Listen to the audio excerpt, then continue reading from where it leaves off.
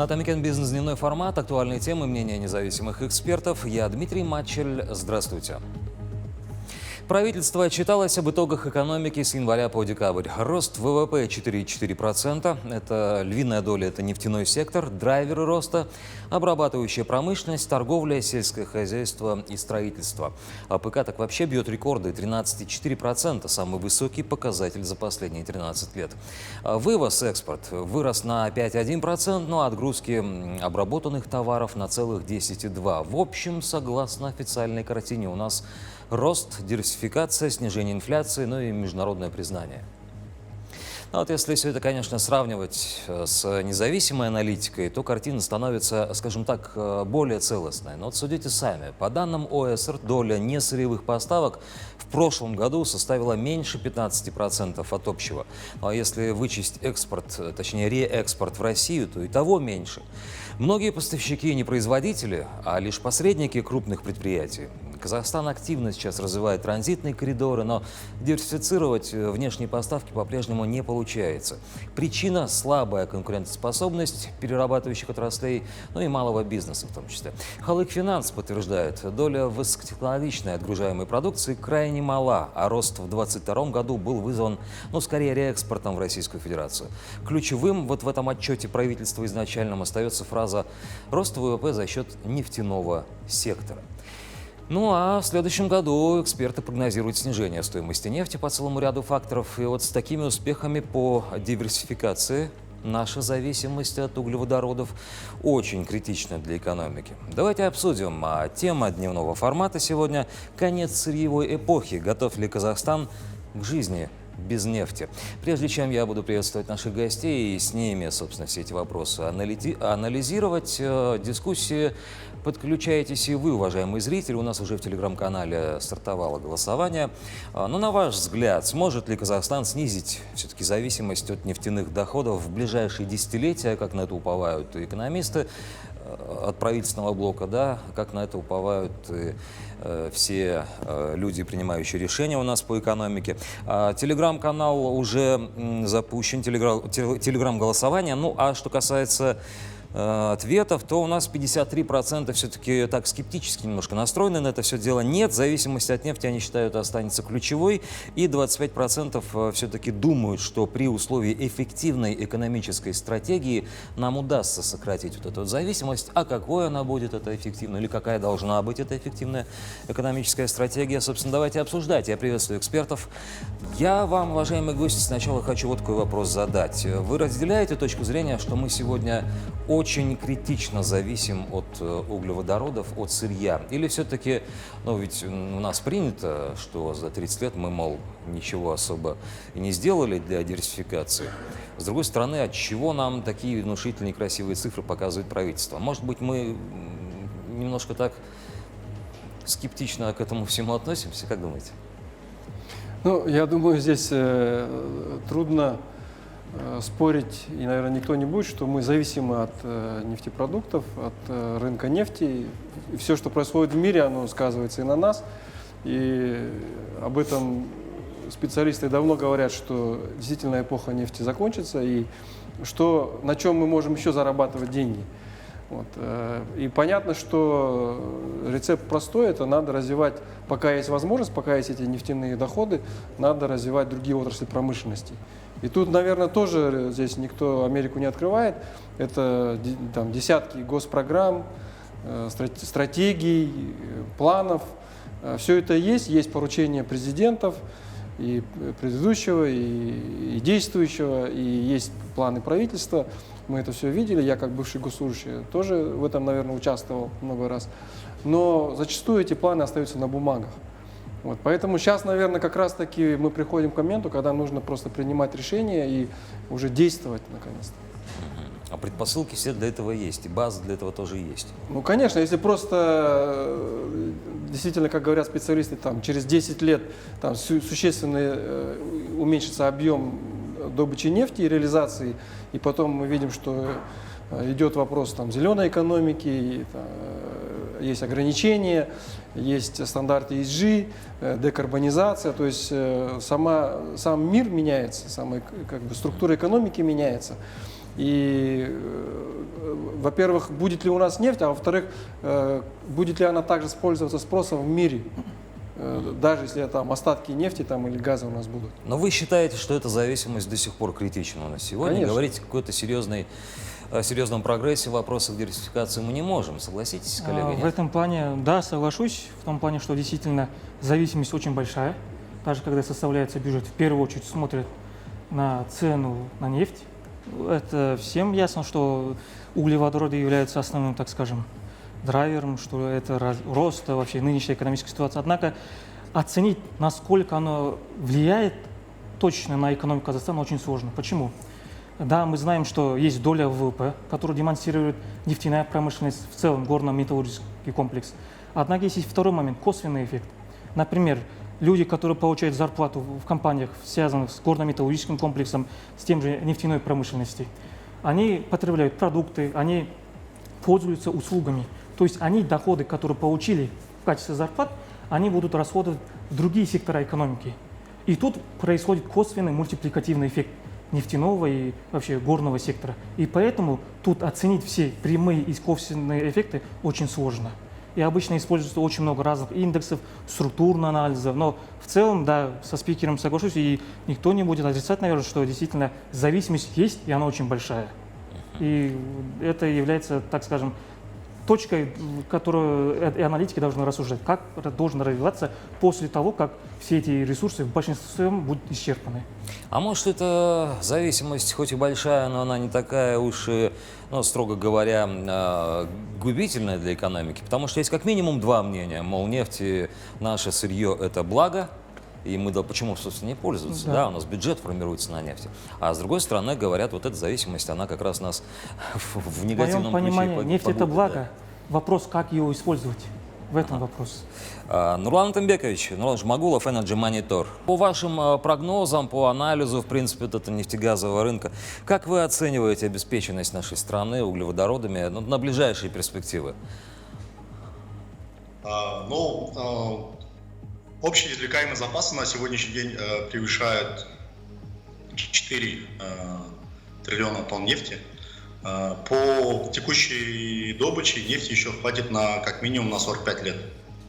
Ну, понятно то, что в ближайшие 10 лет будет наращивание нефтедобычи с текущих показателей с 90 миллионов тонн. Это прогнозируется к 30 году, к 33 году добывать до 105 миллионов тонн нефти. А в последующем, возможно, будет спад. Но это все зависит от развития этапов месторождения Кашеган.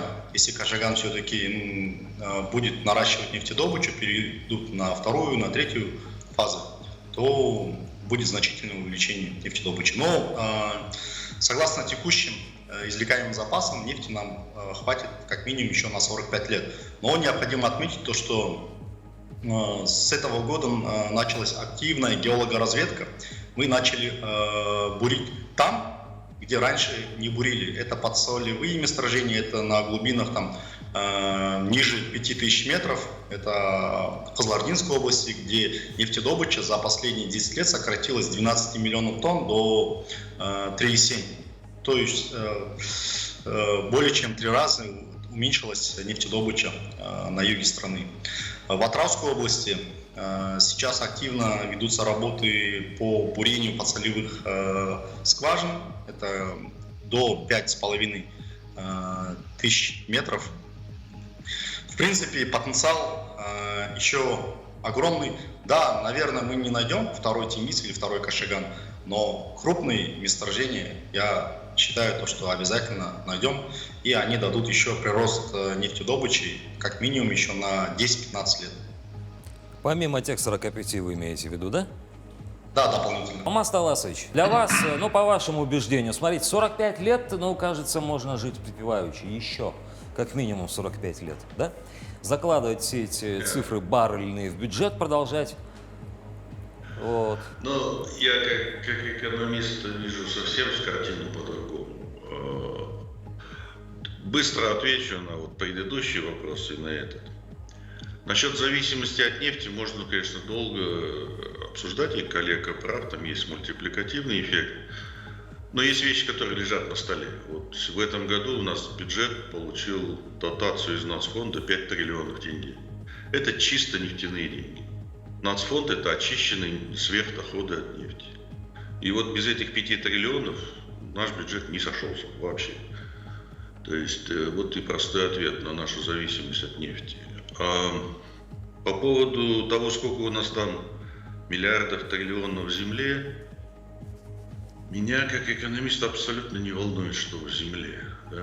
То есть для того, чтобы получить товар, то, что находится 3-5 километров под землей, надо пробурить, достать, отправить и перевезти и продать выгодно.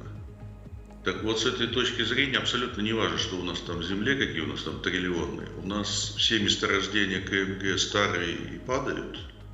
Сейчас КМГ, по сути дела, живет больше на роялти. Он на долях от того, что они там в Тенгизе, Карачаганаке, у них там доли и так далее. Собственное производство у них снижается. Ничего нового, большого они не делают. Разведка, да, ведется, это хорошее дело. Тенгиз, Карачаганак и Кашаган, в общем-то, перспективы понятны, и ничего большого грандиозного они не объявили. Ну и последнее, по себестоимости. К 1935 году, если падение будет большое, значительное спроса на нефть, то уже мы будем конкурировать не из-за того, что у нас нефть есть, никого не волнует, что у нас есть нефть.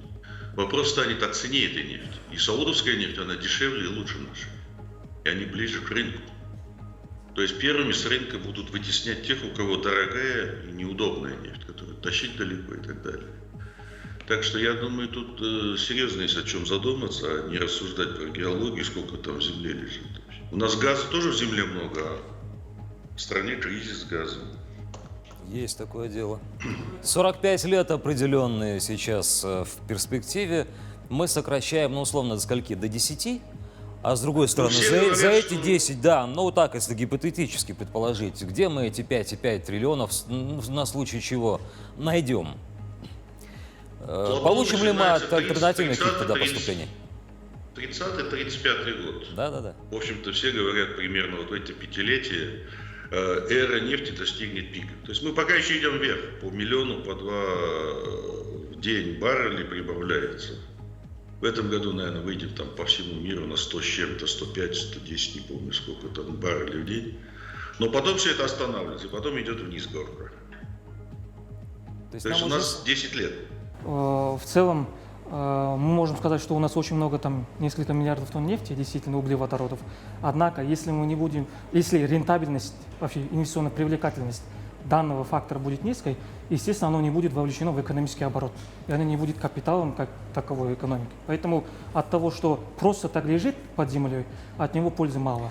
Вот о Оно чем и будет речь. в И экономический оборот. как сказал вот Алмаз Салатович, говорит, мы эти дефицитные там 5 триллионов сейчас взяли, потому что недобор, да, в бюджете есть определенный. А через 10 лет где мы эти деньги потом возьмем? И у нас вот этот вот запас десятилетний, временной, он, мне кажется, критически низкий, чтобы создать какую-то более-менее нормальную альтернативу.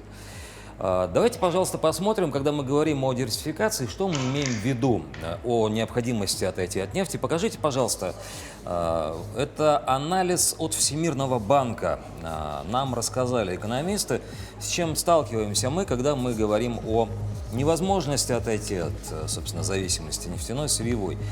Но действительно, есть несколько ключевых проблем. Во-первых, это неблагоприятный деловой климат. Инвесторы сталкиваются у нас с бюрократическими барьерами, сложным налоговым законодательством и низкой защитой прав собственности.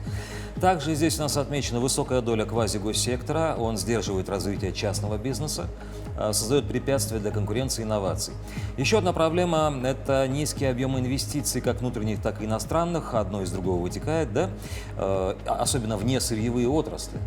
О чем постоянно нам говорят и президент, и правительство, но он остается низким. Четвертое – это недостаточное финансирование исследований, разработок, что тормозит технологическое развитие. Ну и, конечно же, значительная проблема – это человеческий капитал. Что еще мы упустили здесь? Что нужно еще?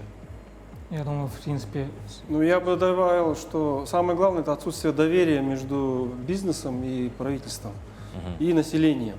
То есть все вот эти 3 главных участника, и все друг другу не доверяют. Население думает, что там в правительстве там одни коррупционеры, одни там некомпетентные люди, в бизнесе думают, что там все только думают о том, как заработать побольше денег там и вывести. Ну и каждая сторона вот примерно так же.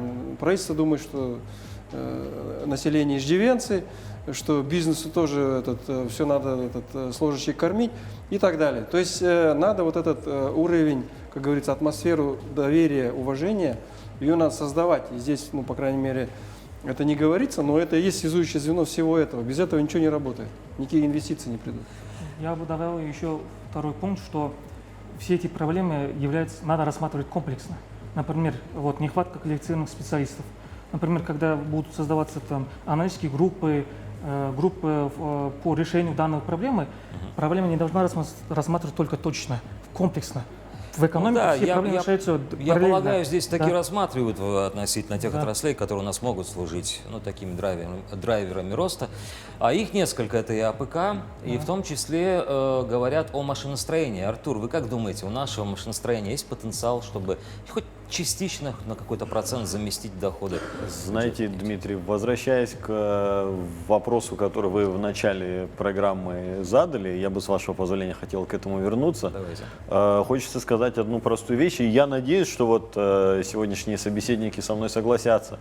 Мы все вместе, там, или каждый по отдельности, руководствуясь своими соображениями, можем по-разному предполагать, сильно слаба зависимость наша там, от сырьевого сектора, каковы перспективы и так далее, что с точки зрения там, бюджетных доходов после 30 года нас ждет и все прочее. Но такие рассуждения, ну, грубо говоря, с позволения сказать, они будут сродни примерно гаданию, скажем так, по той простой причине, что ответ, он лежит на поверхности, счет на табло, Дмитрий.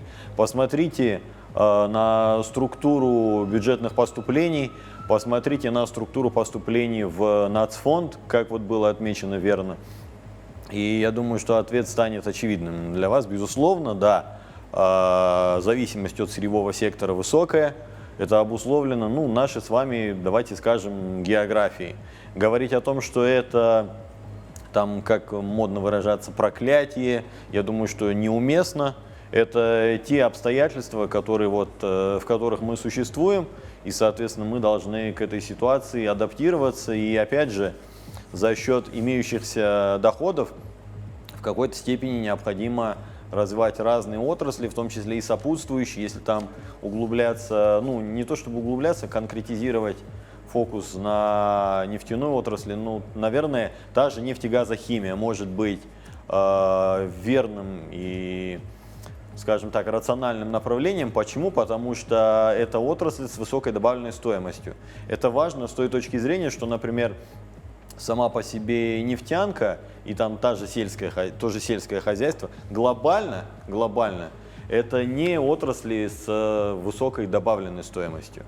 Но при этом мы с вами, к сожалению, не являемся там каким-то популярным туристическим направлением, мировым или там даже региональным. Сказать, что мы там становимся технологической колыбелью, мы тоже не можем. Да, сейчас там есть ряд позитивных изменений, но которые в значительной степени, я бы осторожно предположил, являются сегодня ситуативными ввиду международно-политической ситуации. Логистическим хабом мы пока еще стать тоже не сумели, хотя для этого, на мой взгляд, соответствующие предпосылки есть. Мы пытаемся понять, а чем заменить-то, собственно. Нефтегазохимия, хорошо, мы сейчас сказали, направление, которое в перспективе может нам обеспечить определенные поступления. Но в совокупности Знаете, сферы экономики, какие могут нам обеспечить? Я бы предположил, что нам неизбежно нужно пройти путь индустриализации, по той простой причине, что мы с вами обсудили уже, мы не туристическая страна, мы не логистический хаб. Путь индустриализации, хорошо. Что подразумевает путь индустриализации? Смотрите, машиностроение входит туда? Безусловно, да. Но здесь надо понимать, что машиностроение у нас в стране можно разделить на несколько секторов. Это железнодорожное машиностроение, это машиностроение, которое обслуживает в том числе и нефтяную отрасль, и, безусловно, автомобильная отрасль, автопром. Почему это важно? Потому что это, во-первых, та отрасль, которая имеет высокую добавочную стоимость, во-вторых, это та отрасль, которая имеет, скажем так, мультипликативный эффект с точки зрения создания рабочих мест. Почему это важно? Потому что население у нас с 2014 года ежегодно прирастает на 200-250 тысяч, а в пандемийные годы был даже прирост на 500 000. Какой вклад в экономику сейчас делает Соответственно, автомобилестроение? Скажите. Вклад очень простой. Смотрите, у нас по итогам прошлого года в стране было выпущено 130 тысяч единиц техники, что в масштабах нашего рынка, безусловно, значимая доля. Можно рассуждать там по вкладу отрасли в структуру ВВП, это ориентировочно там около 3 триллионов тенге с точки зрения стоимости выпущенной продукции. Но в этом смысле, конечно, с точки зрения такого показателя, как ВВП, наверное, стоит рассуждать более осторожно. Почему? Потому что изменение показателя ВВП, я, например, не могу сказать о том, как колебания этого показателя могут влиять на уровень жизни какого-то отдельно взятого гражданина в нашей стране. Хорошо, Поэтому, вы я не думаю, видите куда большого важнее, прям да, такого будущего, с точки за зрения- локомотивами в прямом смысле, к локомотивам переносом, экономическим я имею в виду. Поэтому с точки зрения добавочной стоимости и с точки зрения мультипликативного эффекта, безусловно, да. Вполне Автомобильная понятно, да. отрасль это одно из тех направлений, которое может быть перспективным, и в этом смысле есть и примеры тоже, в том числе и в нашем регионе. Спасибо. Что еще, кроме автомобилестроения? В первую очередь. АПК?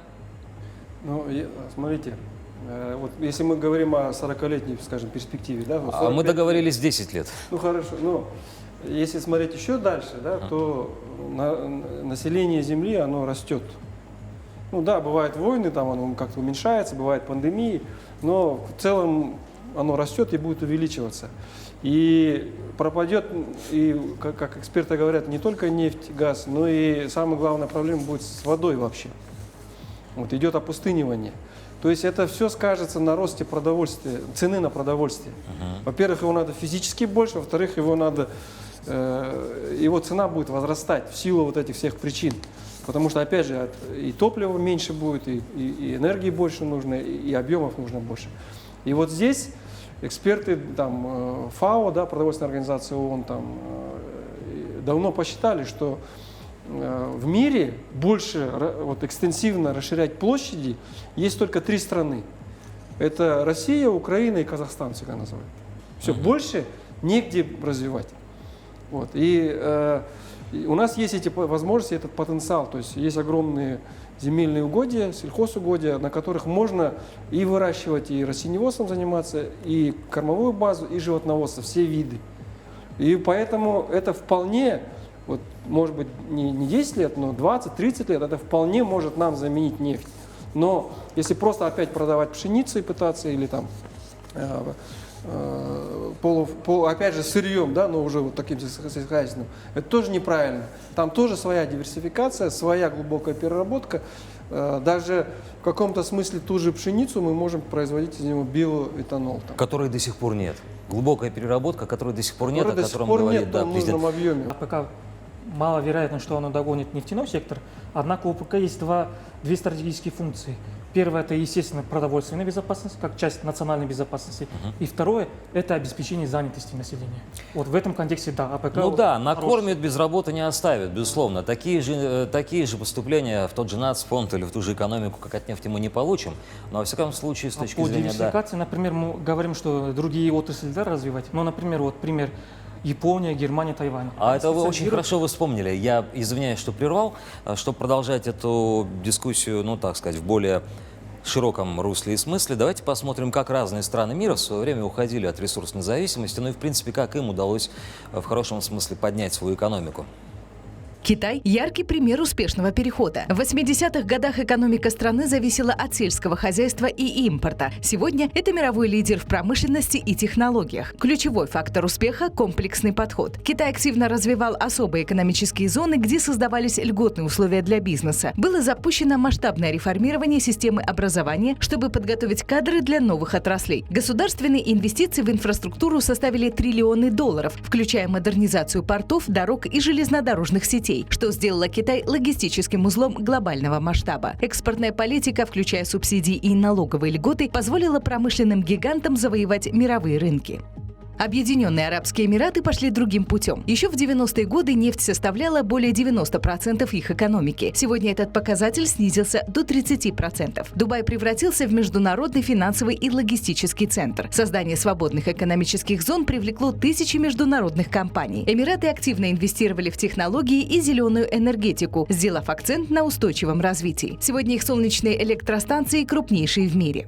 Малайзия показала, как даже небольшие страны могут диверсифицировать экономику. Стратегия включала развитие агропромышленного комплекса и высокотехнологичных производств. Например, экспорт пальмового масла сегодня приносит стране около 25 миллиардов долларов ежегодно. В то же время Малайзия стала важным игроком в производстве полупроводников, активно привлекая международные компании, такие как Intel и AMD, к локализации.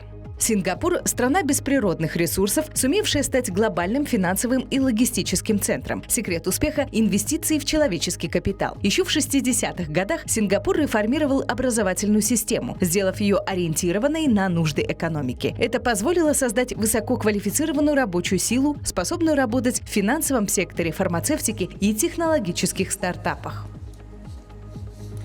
Видите, как Продолжение, получается? да, предыдущего тезиса тоже вместе с тем видеороликом соприкасается тематика. Например, Япония, Тайвань, Германия.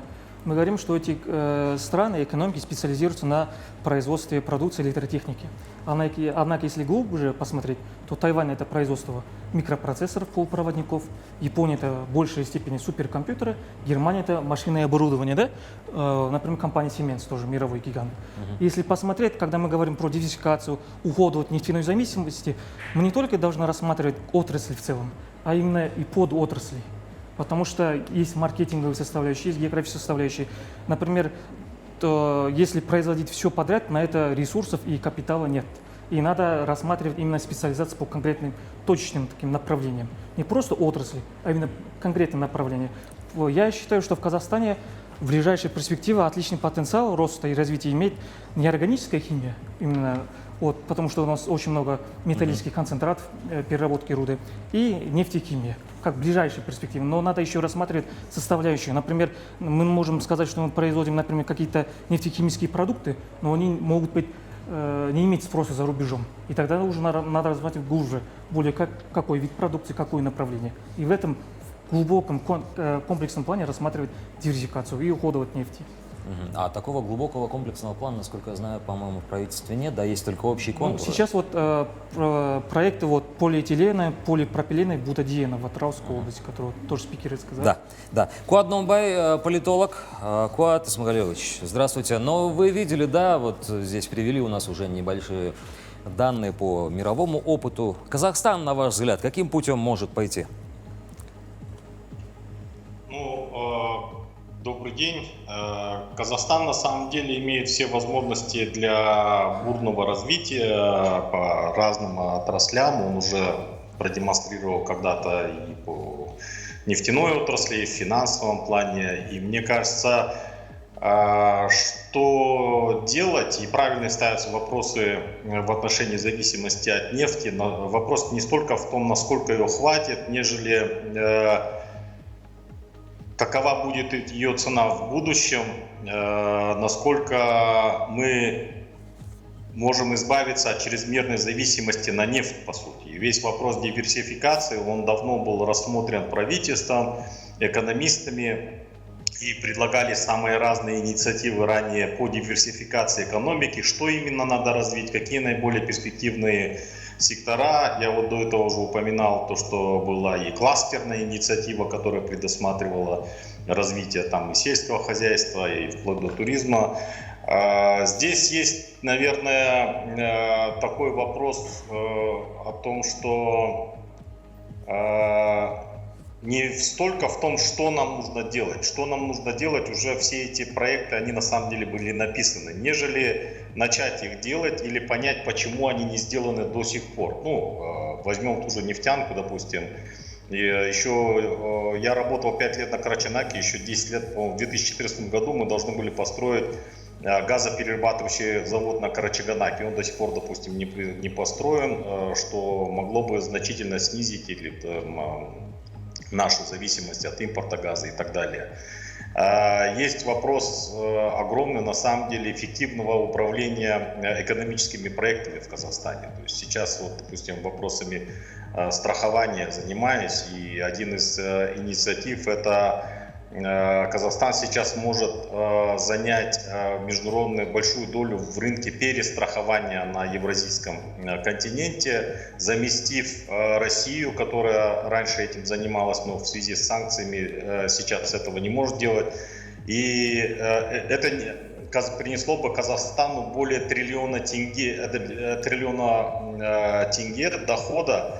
Только там не надо даже строить заводы и так далее. Это вопрос только регуляторики и обеспечения. То есть, но этого у нас почему-то все очень сложно делается, что я хочу кратко сказать. И ключевой вопрос в диверсификации будет повышение, наверное, управленческой эффективности в реализации тех проектов.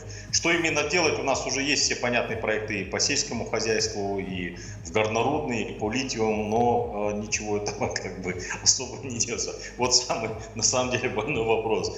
А по нефти, вы знаете, сейчас, да, нефть очень важна. В этом году, по-моему, доля электромобилей в Китае превысила, продажи электромобилей превысили количество продаж ДВС. С 2030 года Европа уже, по-моему, полностью переходит на электромобили. То есть я вот хотел бы согласиться с предыдущим спикером, с господином Чукиным, что нужны ли нам эти 40 лет нефти, если все может поменяться уже через 10 лет. То есть горизонт планирования, он на самом деле все меньше и меньше, и актуальность вопроса, что необходимо делать уже сейчас, она очень высокая, растет год от года.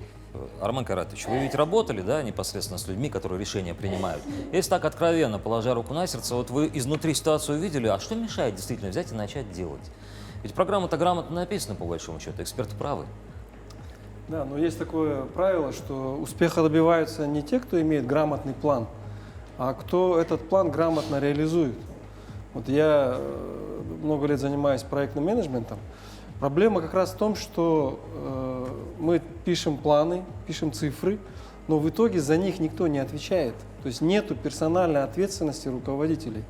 Ни на уровне министров, ни на уровне акимов, ни на уровне правительства. Вот я об этом многократно писал, там, кому интересно, можете посмотреть. Даже такой документ, как стратегический план развития Республики Казахстан, там, до 50-го года есть у нас, там, до 25-го года, до 29-го сейчас его там. Но вы в этом документе, была попытка еще при предыдущем президенте в 2018 году прописать в этом документе, было поручение правительству, персональную ответственность заместителей премьер-министра. Но даже это, при следующем актуализации этого плана, даже это убрали. И у нас получается, что есть президент, а потом идут министерства, а в министерствах это главные специалисты в итоге отвечают. Фамилии появляются. А до этого все просто. Поэтому какие бы планы мы ни принимали, пока не будет персональной ответственности членов правительства за результат. Сделал – молодец, не сделал – отвечай. Вот этого ничего не будет. Никакие вот эти кластерные инициативы, там, кластерные подходы, мастер-планы, там, национальные проекты. Вот национальные проекты приняли 10-15 проектов, года не прошло, все на утрату поставили, потому что они изначально неправильно планировались, и люди писали те люди, которые точно знали, что они за это отвечать не будут. Отсюда это. Тот же Китай приводили пример, или Сингапур. Так там, если что не сделать, так там разговор-то короткий. ГИПФИР из-за этого провалилась? Не в В курсе? том числе. В том числе. Да, и об этом мы сразу говорили, еще когда писали этот ГПФИР, что не будет из него толку. А с другой стороны, кому отвечать, если у нас сменяемость? Там на одном кресле министерском может человек просидеть полгода, может 2 года, и все. Ну да, горизонт у него 3-4 года министр, он такие серьезные вещи он не может делать. Он работает только как пожарник, чтобы за 3-4 года успеть что-то там быстро сделать. Там. А на долгую марафонцев нету в этом плане. Да. Алмаз Таласович, ну вы хорошо сказали, да, про реальные сроки, про попытки, которые сейчас предпринимаются. Представьте, что вы, например, взяли на себя такую ответственность, как главный, условно говоря, экономист и сопроводитель подобных реформ. Вы бы сейчас основное внимание на чем акцентировали? На человеческих ресурсах, на сильной финансовой стороне вопроса и анализе в том числе? Или на чем еще? Потому что вот мы слышим разные мнения, да, говорят, никто ни за что не отвечает. Министр уходит, приходит. И так далее, и так далее. Я сосредоточился на одной вещи, которая больше, наверное, политологическая, чем экономическая. Но мы до сих пор не можем поменять мышление. У нас все время мышление такое постсоветское. Вот даже сегодня мы 90% времени говорим про государство. И ни одного слова про рынок вообще, да? Потому что ключевая вещь, которая двигает экономику, это люди и капитал. И если мы строим капитализм, а капитализм это от слова капитал и его эффективное размещение, то надо дать свободу рынку, надо решать реформу цен. Вот газу почему нет? Потому что у нас ценообразование на газ было такое, что это было проклятием найти газ, да? Никто не хотел заниматься вообще. Поэтому я бы начал не с того, что государство необходимо, но государство должно делать вещи, которые не может делать частный сектор. Частный сектор не может строить магистральные трубопроводы, дороги, крупные нефтехимические производства, допустим, без поддержки государства не могут быть. Но вот есть куча у нас хороших примеров. Тот же Каспий, да, который там все восхищаются, вот такой цифровой банк создали, да. Государство там какую роль сыграло? В общем, никакой, но очень большую роль регулятивную. То есть государство стыковало все с ЕГАВом, да, и получилось хорошо.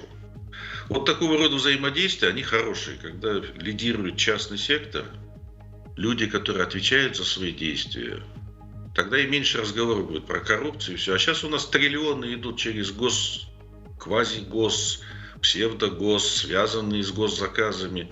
У нас, наверное, 70% экономики крутится вокруг Астаны. Дело. Нурлан Тынбекович, ну давайте, скажите, пожалуйста, ответьте нам на главный вопрос. Где наш газ? Ну, ответ ясен, господин Чукин уже отметил. Все эти 30 лет, там, более 30 лет, газ был проклятием для новых инвесторов, которые искали нефть, но находили газ. Почему? Потому что приоритетное право выкупа газа закреплено за национальной компанией. Раньше Казтрансгаз, сейчас Казахгаз, которая ранее выкупала по производственной себестоимости с 10% маржой. Понятное дело, инвесторам, нефтяным компаниям не было смысла строить газоперерабатывающие заводы, потому что на внутреннем рынке цена очень низкая. К примеру, на внутреннем рынке сейчас сколько там? $30-40. А экспортная цена на сегодняшний день составляет $250 на границе Казахстан-Китай.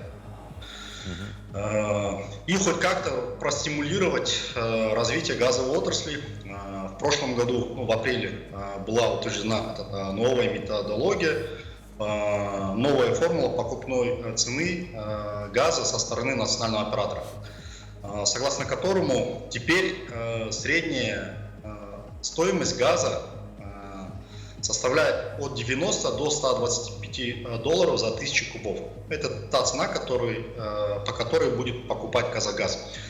Это хоть как-то дает простимулировать и инвесторов к развитию ГПЗ. И вот этот карачаганский проект, который 30 лет не строил ГПЗ, наконец-то созрел и рассматривает возможность строительства газоперерабатывающего завода, мощностью там 4 миллиарда кубов. На Кашагане планируют дополнительно построить ГПЗ на 2,5 миллиарда кубов и в будущем на 6 миллиардов кубов. Но это все ведет к либерализации рынка. Это обозначает то, что цены на газ будут повышаться ежегодно как минимум на 10-15%. На сегодняшний день для юридических лиц уже повышение превысило более чем 20%. Ну да, но с другой стороны, вы же сами говорите, да, инвесторов не привлечем. Они сейчас хоть как-то собираются, готовы заходить. Откуда, кстати, можете сказать? С каких стран? Нет, если Кашаганский проект, это катарские инвесторы, которые на сегодняшний день готовы вложить в экономику Казахстана более 10 миллиардов долларов США. Это на строительство 2 ГПЗ. Это на строительство второй нитки газопровода Бейнеу-Бозой-Шымкент. Сейчас, допустим, в зимний период нехватка газа наблюдается, и мы покупаем газ с Туркмении и из России. Потому что пропускная мощность газопровода ограничена. А в будущем, если на западе страны будут новые ГПЗ, необходимо же этот газ транспортировать на юг с дальнейшим экспортом в Китай. Вот для этих целей строится вторая нитка. Да, И также катарские инвесторы собираются строить парогазовую установку в Славянской области там, мощностью 1,1 гигаватт. А если по Кашаганскому ГПЗ, то там сами акционеры Карачагнакского проекта. Сейчас в Мангистауской области бурно развивается ГПЗ, Воронкольская. Ну, если помните, молдавский инвестор, да, кстати, который не достроил ГПЗ, ну, там на 80% он всего лишь был завершен. Наши казахстанские инвесторы выкупили и сейчас активно развивают. И, соответственно, в будущем очень много газовых месторождений расположены. Скажите, для бюджета, для экономики это плюс? Воронковским ГПЗ. Для бюджета, для экономики это плюс? Спрашиваю, почему? Потому что мы все знаем, ну и в принципе зрители пишут, с такой территории, как у нас, должен стать локомотивом сельское хозяйство, но программа минимум нужно самим добывать нефть, потому что сейчас сегодня иностранцы выкачивают у нас. Ну, про эти контракты мы все прекрасно знаем и понимаем, о чем идет речь. Новые газовые проекты обеспечат нам достойные вливания, поступления? Скажите, коротко только. Если коротко, нет. Нет, опять же, видите? Здравствуйте. Как вас зовут, откуда вы, какой у вас вопрос? Меня Жидер зовут, но я с Каскелена. А я вот хотел узнать, вот в студии, например, зная, ну, предполагаю, что через лет 5-10 Европа перейдет там на электромобили, Китай тоже на электромобиль.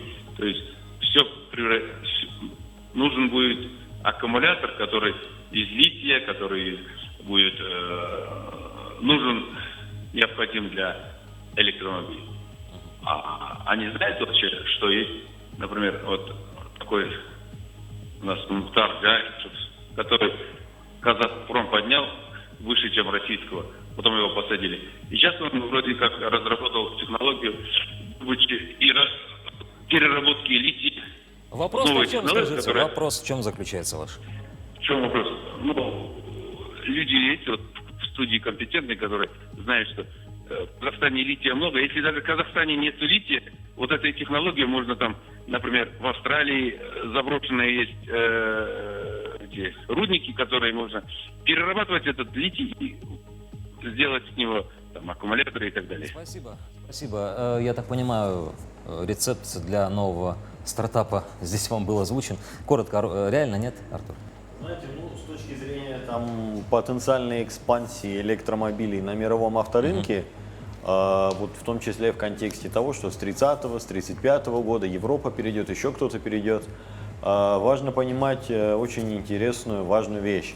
За последние 2-3 года ситуация среди ключевых игроков мирового автопрома в Западной Европе, в Соединенных Штатах очень интересным образом меняется. Почему? Потому что я вот участвую в этих обсуждениях с европейскими коллегами, и все чаще со стороны игроков, со стороны предприятий, автопроизводителей и так далее, в сторону регулятора все чаще звучат призывы о том, что относительно вот того решения насчет 30-го или 35-го года надо подходить более гибко, наверное, сроки надо сдвигать. Почему? Потому что, ну, во-первых, тот объем спроса, который есть даже в Европе, даже с учетом тех субсидий, которые есть в Европе, пока что недостаточен для того, чтобы предприятия отказывались в 30-м или в 35-м году от выпуска ДВС. И, соответственно, в силу международно-политических факторов, опять же, и ситуации в энергетическом комплексе, в том числе европейском, есть определенные изменения, и, соответственно, все сейчас все больше склоняются к тому, чтобы откорректировать вот эти планы. Есть очень интересный пример. От бензина, если коротко, мы еще не скоро откажемся. Безусловно, нет. Все, хорошо. Безусловно. К сожалению, время ограничено, и мне очень важно сейчас каждого из вас услышать, потому что насобиралось действительно здесь так порядком тезисов. Каким вы видите экономику, какой, точнее, видите экономику без нефти или с нефтью, без разницы. А главное, ключевое, что для этого нужно? Пожалуйста. По-моему, это сосредоточение на ключевых направлениях экономического роста. к 50 году. Потому что развивать все отрасли одинаковой степени, это практически А главный рецепт какой? Что, менять господдержку кардинально? Нет? Все, что Как говорят графике эксперты, указано в статье от Всемирного банка, господдержки отказываться, наоборот, рынку передавать? все, что указали аналитики Всемирного банка, это использовать, но в комплексном плане. По-моему, рецепт такой. Интересно, да? Ну, я вижу, что это глубоко диверсифицированный Казахстан, если так в будущем. И одно из них, это я не знаю, что еще что-то будет много чего там, да, но нам нужен фокус. И таких фокусов это 5-6 направлений, не больше. И один из них это обязательно сельское хозяйство. Потому что рынок растет, допустим, как говорится, люди, процессы, технологии. То есть здесь должны быть знания, компетенции, возможности, вот, свобода предпринимательства, то, о чем говорят экономисты. От госрегулирования технологии. надо отходить? От субсидий нужно Безусловно, отходить? надо больше доверять бизнесу, вот этим отраслевым союзам, ассоциациям, им надо максимально все передавать. Где деньги возьмут они на все это дело? Вот капитал, вот было сказано капитал, то есть вот именно капитал должен принимать решения. Вот это как вода должна идти, где удобно, где хорошо, вот туда должны деньги идти, и туда политика должна это поддерживать, как приводили пример с Каспийбанком. То есть чуть-чуть регулятор должен правильно сыграть, но основная инициатива должна быть за бизнесом. Здесь я полностью поддерживаю. Хорошо. Да. Дмитрий, я считаю, что для нашего сегодняшнего эфира базово очень важна одна вещь. Последние 4 года, мне кажется, очень четко всем показали, что любые прогнозы там на 5, 10, 15 и далее лет, они там в секунду могут быть сведены к нулю. Их ценность вообще около нулевая, по сути дела, с учетом нынешней ситуации в мире. Я имею в виду там и пандемию, и логистику, и международную политику, и все прочее. Соответственно, важно понимать, что, наверное, для всех важно вот этот вот определенный романтизм отбросить и просто привыкать к мысли о том, что надо больше работать, потому что налоги будут расти, потому что уровень жизни, возможно, будет снижаться, потому что, собственно говоря, нет предпосылок к простому росту сырьевых доходов. Кому и нужно так понять? далее. Непростым же людям, Всем, наверняка наверху. Всем, абсолютно всем. Просто надо понимать базово эту простую вещь. Спасибо. И Зафиксировали. романтизм, патернализм по этому поводу нужно просто отбросить и работать. Да, пожалуйста, Куат Домбай, коротко, если. Знаете, вообще, если посмотреть на общую тенденцию развития по экономике, то она характеризуется прежде всего ускорением перемен. То есть все больше будут выживать только те экономики, которые смогут быстро адаптироваться к изменяющимся условиям. Сейчас мы видим уже революцию искусственного интеллекта и, к сожалению, возвращаясь к предыдущей мысли, то есть Казахстан, мне кажется, на настоящий момент недостаточно быстро реагирует на конъюнктуру мировой экономики и обстоятельств, связанные там с проблемами нашего соседа и так далее. То есть необходимо сейчас начать делать то, что уже давно прописано и понятно надо делать. Надо стать эффективным государством, быстро реализующим проекты. Ну и второй момент, это было по капиталу тоже сказано, знаете, мы не можем развить никакого производства, покуда у нас дорогой капитал для корпоративного сектора. Уже 100 лет это обсуждали тоже. Спасибо, спасибо большое. Да, но дискутировать, обсуждать, конечно, как вы правильно сами говорите, можно долго и бесконечно на эту тему. Самое главное, чтобы эти все беседы, они у нас конкретные результаты вылились. Все, времени абсолютно не остается. Алмаз Салатович, в принципе, мы вашу позицию поняли. Спасибо огромное, что приняли участие. Уважаемые представители, Нурлан, спасибо большое. По нефтегазохимии мы еще не раз эту будем проблему обсуждать, я уверен, но и перспективы. Дневной формат каждый день выходит на Atomic M Business. Подключайтесь, смотрите, мы всегда с вами.